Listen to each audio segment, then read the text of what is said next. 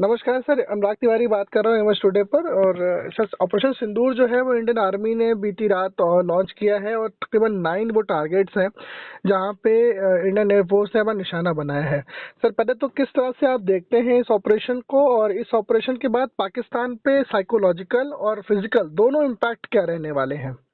Anurag, thank you. ये जो operation सिंदूर है, जो आपने बताया 9 टारगेट्स में हमारे बॉर्डर से 30 किलोमीटर पाकिस्तान टेरिटरी में, इसके बीच में तमाम 9 टारगेट्स आते हैं तो कि हमारे परसीव्ड या हमारे जो सिक्योरिटी एजेंसी से कंफर्म टारगेट्स थे, जो उग्रवादी और आतंकवादियों के अड्डे थे। तो जैसे पहले 2 सर्जिकल स्ट्राइक हुई थी, उनमें भी इन्हीं को एड्रेस किया गया था। उसी तरह ये भी एक सर्जिकल स्ट्राइक ऑपरेशन है, जिसमें पाकिस्तान की टेरिटरी 30 किलोमीटर तक जो है, ये 9 आइडेंटिफाइड उग्रवादी आतंकवादी अड्डे इनको निशाना बनाया है और करके चले आए। ये तो हुआ एक्शन। जी। अभी अभी भारत सरकार ने यह भी अनाउंस किया है कि वो एक प्रेस रिलीज करेंगे शॉर्टली 1 घंटे बाद, एक पूरे पाकिस्तान इंडिया बॉर्डर के ऊपर, जिसमें इंडियन एयरफोर्स की तमाम जो बेहतरीन फाइटर एयरक्राफ्ट है, वो सब अखबारों में है, मीडिया पे, इलेक्ट्रॉनिक प्रिंट चारों तरफ है। सुखोई 30, राफेल, ये सारे जितने भी एयरक्राफ्ट है, और में ये एक एक्सरसाइज करेंगे, शो ऑफ स्ट्रेंथ, इसे कहते हैं डिटरेंस। दुश्मन को में हड़बड़ी मच जाए, परेशान हो जाए, तो ये एक्टिविटी भी करेंगे। और मुझे पूरा यकीन है कि ये जो एक्शन हुआ है पहले 2 सर्जिकल स्ट्राइक्स की तरह, इसका पाकिस्तान पे कुछ असर होने वाला नहीं है। पहले 2 स्ट्राइक्स होने के बाद, सर्जिकल स्ट्राइक के बाद ही पाकिस्तान ने हमारे यहाँ पहलगाम में ये हरकत कर दी और 26 हमारे सैलानियों को शहीद कर दिया। तो इनके लिए हमको थोड़ा ज्यादा इंटेंसिटी में ऑपरेशन करना चाहिए। बॉर्डर के टाउन्स कौन कौन है? और आप जम्मू चले जाए तो वहां से 11 किलोमीटर सियालकोट है, ऊपर से मुजफ्फराबाद वहां चले जाए, सभी पास टाउन है। जब तक के इनको शहरों को निशाना नहीं बनाया जाएगा, और जितनी हमारी कैजुअलिटी हुई है उससे ज्यादा दुगनी मिकदार में कैजुअलिटी नहीं की जाएगी, और इनको मुकम्मल तरीके से पनिशमेंट नहीं दी जाएगी, ये अपनी हरकतों से बाज नहीं आएंगे। पुरानी हमारी कामयाबी इसमें है कि पुरानी जो सर्जिकल स्ट्राइक हुई उसमें ये एटमॉस्फेयर नहीं था। यानी पाकिस्तान की एयर डिफेंस, पाकिस्तान की जो एयरफोर्स, आर्मी जो मोबिलाइज नहीं हुई थी, मगर अभी वो इतना मोबिलाइज होने के बाद भी ये स्ट्राइक हुआ ऑपरेशन सिंदूर, ये हमारे लिए कामयाबी है, मगर कम है। अब मुझे पूरी उम्मीद है कि जिस तरीके से हमारे यहाँ लॉकडाउन और मॉक ड्रिल कराई जा रही है, ये इस बात का अंदेशा है कि हमको बड़े ऑपरेशन, बड़े उसके लिए तैयार रहना चाहिए।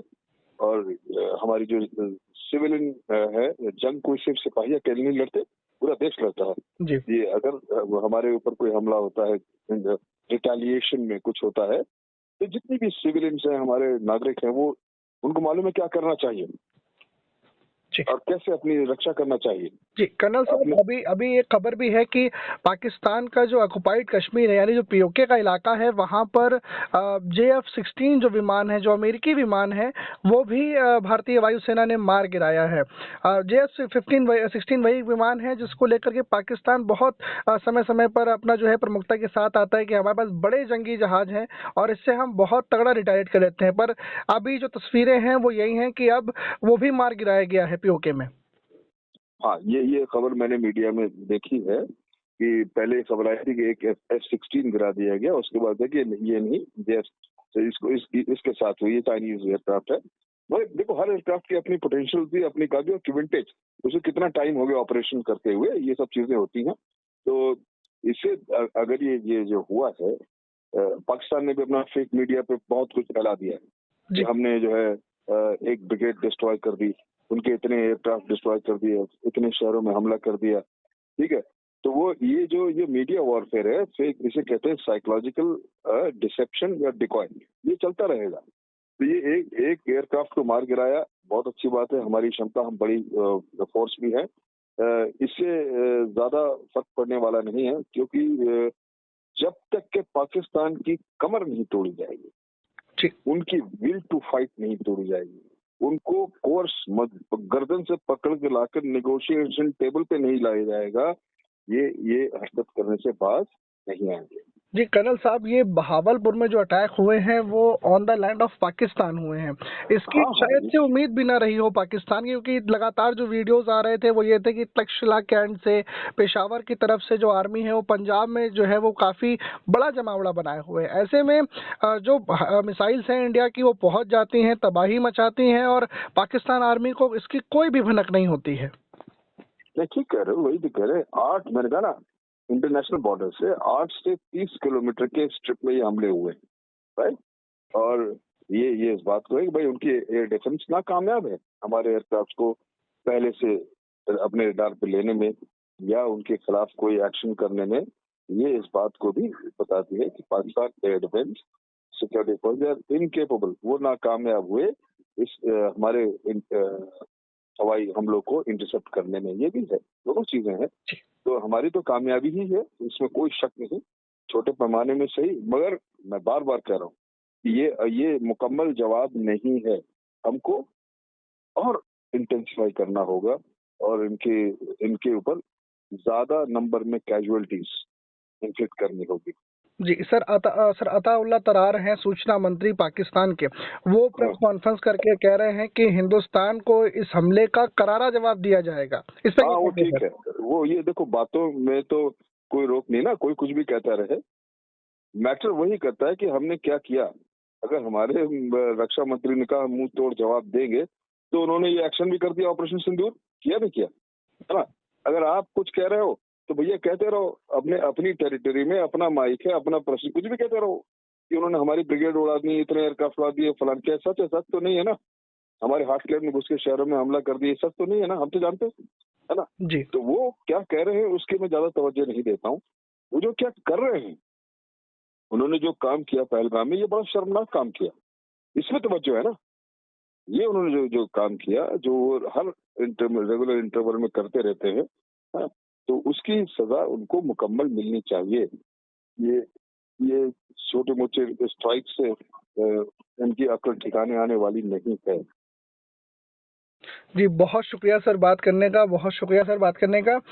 मेरे लिहाज में जो हमारे व्यूवर्स हैं उनको काफ़ी ज़्यादा ब्रीफ मिला होगा कि किस तरह की चीज़ें जो हुई हैं। सर एक सवाल मेरा और रहेगा, पाकिस्तान का रिटेलिएशन अब किस प्रकार का हो सकता है, वो क्या कर सकता है इसके बदले में?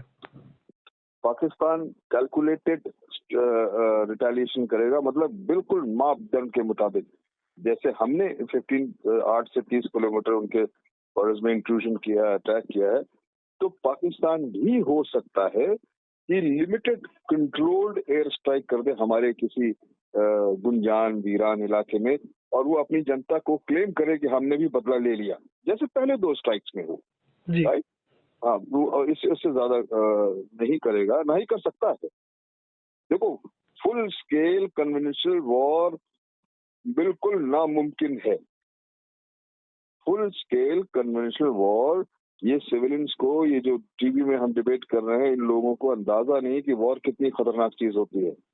हम यकीनी तौर पर पाकिस्तान खत्म कर सकते हैं, इतनी कुव्वत ताकत है हमारे, मगर इसके कॉन्सिक्वेंसेस क्या होगा, हमको भी कुछ ना कुछ जो है नुकसान उठाना पड़ेगा, और वो हमको एक्सेप्टेबल नहीं है।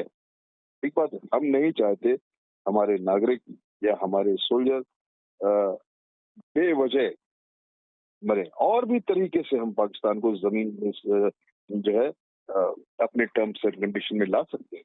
उन तमाम चीजों का देखो आप, अरे ये बाइलेटरल इशू नहीं रह गया है, इसमें तमाम दुनिया के मुल्क देख रहे हैं। अमेरिकन का रिस्पांस क्या है, यूरोपियन कंट्रीज का रिस्पांस क्या है, चाइना का रिस्पांस क्या है, और जो हमारे पड़ोसी मुल्क हैं, बांग्लादेश, बर्मा, नेपाल, इनका रिस्पांस क्या है। तब जो है फुल स्केल कन्वेंशनल वॉर की सोची जा सकती है। जी, जी बहुत धन्यवाद सर बात करने का, बहुत शुक्रिया। Thank you Anurag.